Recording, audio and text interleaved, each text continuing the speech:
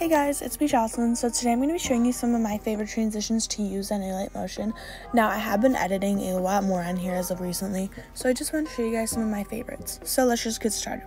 My first favorite is an opacity fade. So you're going to want to have your photos set up like this, one clip on top of the other, and you're going to want to have your first clip underneath that top clip that's going to appear. Now go to your top clip and go to blending and opacity. Now you want to turn it all the way down to 0 and then add a keyframe. And then go to the very end of your photo, add another keyframe, and then just turn that opacity back up. You can do any graph you want. If you do an out graph, if you drag it, it'll go a lot faster, the fade, but if you don't drag it, it's gonna go a lot slower. And this is what it should end up looking like. It's super simple. There's nothing really insane about it. I also like to make a scale transition on it as well. So go to the zoom in category, add 2 keyframes, one at the beginning and one at the end. And I like to have it kind of zoom in and then it kind of like fall out like that a lot. And I'm going to add on a quick graph to that as well. And I'm also going to add on, well, I already have tiled on. So if you add on that scale transition, it'll end up looking like this. These opacity transitions, because you can even do this with slides or not, they're amazing to use, especially when you run out of transition ideas. So this next transition is definitely super similar to the last one, except it's not anything with opacity. But you still want to have your clip set up like this. Go to your top clip and go to effects and add on wipe. Now, go to your start and make it 50%. It has to be on the dot from what I've come to know. Add a keyframe. Now go to end and set that to 50% as well. And then add a keyframe on that as well. So I'm going to go back to start, and then you want to go to the end of your clip. Add another keyframe and then just drag it back to what it originally was. So it was originally 0% for start. So I'm just going to do that. And I'm going to just do a simple out graph. And then I'm gonna copy this graph so I don't have to make another graph on my end. So now for end, I'm gonna do the exact same thing. I'm gonna go to the end of the clip, add a keyframe, and then drag it back to what it normally was, and that's 100%. These percents can get a little confusing, so don't feel bad if you're just a little confused right now. And then I'm going to paste that graph. So as you can see, the photo's sliding open view. It's kind of blending in. He took these photos in the same lighting, same room, so it's kind of blending in. So what I'm going to do is I'm going to go into border and shadow, and then just add on a subtle shadow, so you can kind of see that they're 2 different pictures, even though they kind of look like they're in the same picture. But yeah, I also like to go back onto wipe and add on a feather. It just smoothens the edges a ton. I don't know, I really like that look, but that's completely optional. If you guys don't like that look, you definitely don't have to do it. But yeah, so this is what it should end up looking like. I also like to add on a wave warp and some exposure, so I'm going to do that real quick.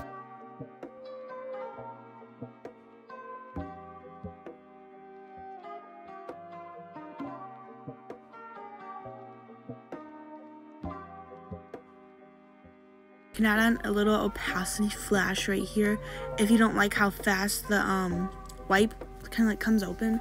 That's kind of an OCD thing for me. I just don't like how you can see it come open, so I like to have it fade in, but you don't need to do that. So this is what it should end up looking like. I love this transition. I use it on After Effects, use it on alight motion, and I use it on Video Star because it's one of my favorite transitions ever. So yeah. Now for this next transition, I usually use this one on a ton of my soft edits. Anyways, it is a stretch open with a little bit of a bounce. So first things first, you're gonna wanna have tiled on both of your photos. I always add motion blur at the end, so don't forget to do that. I only do that because it lags a ton. So what you wanna do is you wanna go on and move and transform, and then select the zoom in panel, and then tap this little infinity key right here, and that'll separate the dimensions. So what you wanna do is you wanna add one keyframe at the beginning and one at the end. And you're gonna wanna stretch it this way so it's stretching open. You can do it as much or as little as you'd like. Just make sure your keyframe's at the very end of that photo, and then go to your graph. Now I'm going to enable overshoot for this, and I'm going to tap this graph right here and make it like this. Not too much, but also not too little, because I want to see it kind of close on itself and then come right back open. So as you can see, it's closing and then it's coming right back open. I'm going to make that a little bit more intense, so it'll end up looking like this. Well, that's way too intense, sorry. Let me just change that real quick.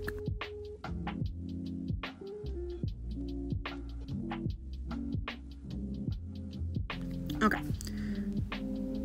Now on your second photo, just go ahead, go back onto that scale thing, add 2 keyframes at the beginning and at the end, and on the one at the beginning, basically swipe it the opposite way you did the first time, And you can just also do an overshoot again, like an overshoot graph, to kind of make it bounce back. So it'll end up looking like this. You can do this more intense if you want more of a bounce on the second clip, but I don't really mind. Yeah, this is what it should end up looking like. I don't know why it's not coming out the way it usually does, but that's okay. I think I'm probably just going to adjust the graph a little bit more. And I'm also like to add on a brightness kind of transition as well, or exposure. You can use either. And I like to do pretty much the exact same thing, except on exposure, I'm just increasing the exposure on the second keyframe, but I do use the same graph. So as you can see, it gets dark, but then it gets super bright at the end. And then on my second clip, I like to have it on the first keyframe where it's super bright, and then on the second keyframe where it goes right back down to 0. And this is the final transition. This next transition is kind of After Effects inspired, and it is a CC scale wipe, but on alight motion. So what you want to do is you want to go to shapes, and then add on a square, and then zoom it in.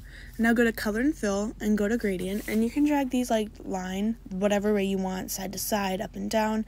Doesn't really matter. I'm going to do it side to side just for this particular transition. And I'm going to make it as straight as possible, just so it's, yeah. And then I'm going to add on Displacement Map. And then I'm going to split it where my second clip begins, so each of them have their own little rectangle, each clip. Let's go on the x-axis, add 2 keyframes, one at the beginning and one at the end, and make it about 500 then. And then I'm going to just do a simple end graph. It's nothing too fancy, I guess. And I'm going to go onto my bottom clip, which I already have tiles on, so make sure you have tiles on your first clip. And then go to move and transform, and then basically slide your photo in the way that the transition is going. Kind of like this, and then just do one of the exact same graph you did on the shape. So it'll end up looking like this. Now go on to your second rectangle right here and hit invert, and then go back onto offset, add 2 keyframes, and on the first one make it negative 500 this time, and then just do a simple outgraph. Now go back onto that original clip right here, add 2 keyframes, one at the beginning, one at the end, and basically slide it this way, the way that your transition is going on this time. And then just do a simple outgraph. I think I do have a bit of a glitch going on here, but that's fine. Yours will probably not look that glitchy once it's done. I just don't think I kind of arranged my photos the correct way. So let me just see.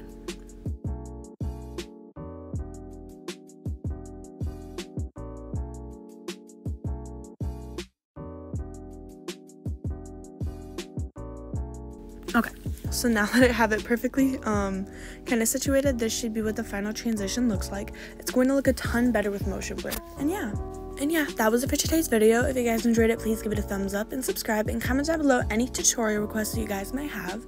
I hope you're having a great weekend, and yeah, I love you guys. Bye!